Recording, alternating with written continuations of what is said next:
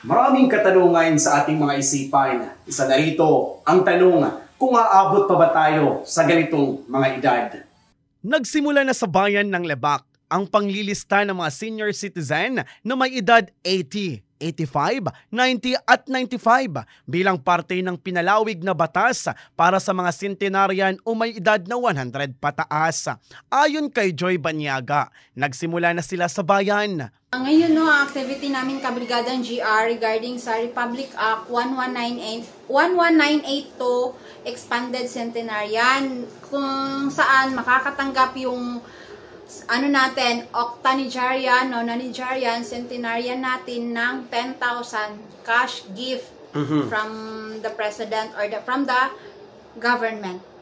Nilinaw naman ng opisyal na ang mga nag-milestone age noong March 17, 2024 hanggang December 31, 2024 at taong kasalukuyan ay makakatanggap ng ayuda pero kasalukuyang waitlisted. Kanya rin ibinahagi ang mga requirements na dapat isubmit ng mga senior citizen. Mga requirements tayo, application form na nandito sa amin ngayon. Bali, 2x2 picture, white background, colored, A4 size picture na whole body, then birth certificate nila, OSCA ID nila, national ID, then para sa secondary requirements natin, yun yung voter's ID or voter certification, GSIS, APSLY, SSS, CID, then kung ano-ano pang mga valid ID nila, then marriage contract, baptismal certificate or class record nila since na yung nag-aaral pa sila noon, MDR or PhilHealth ID, then birth certificate po ng mga anak nila. Pwede din sila mag-direct dito sa amin magkuha ng form for application.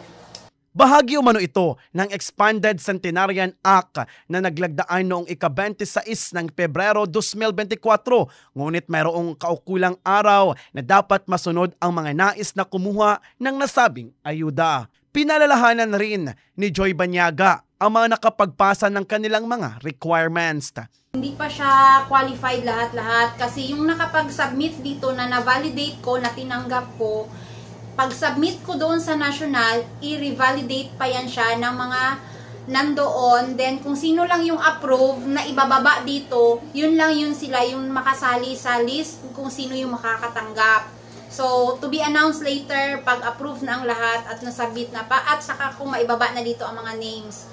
Then, kung sino pa yung 80, 85, 90, 95 this year, pwede po kayong pumunta dito sa office para mag-submit ng inyong mga requirements or willing po kami magsagot sa mga katanungan ninyo. Dagdag pa na paglilinaw ng opisyal, hindi kabilang sa mga mabibigyan ang may edad sa gitna ng milestone age at tanging mga 80, 85, 90 at 95 lamang ang makakatanggap ng nasabing ayuda. Sa ngayon, patuloy pa din ang programa ng OSCA dito sa bayan ng Lebak. Mga kabrigada, inaprubahan ito noong March 17, 2024 ng ating Pangulong Ferdinand Marcos Jr. para sa ating mga lolo't lola. Sa ngayon mga kabrigada, patuloy pa rin ang ating lokal na pamalaan para sa mga programa kasama ang OSCA sa ganitong serbisyo.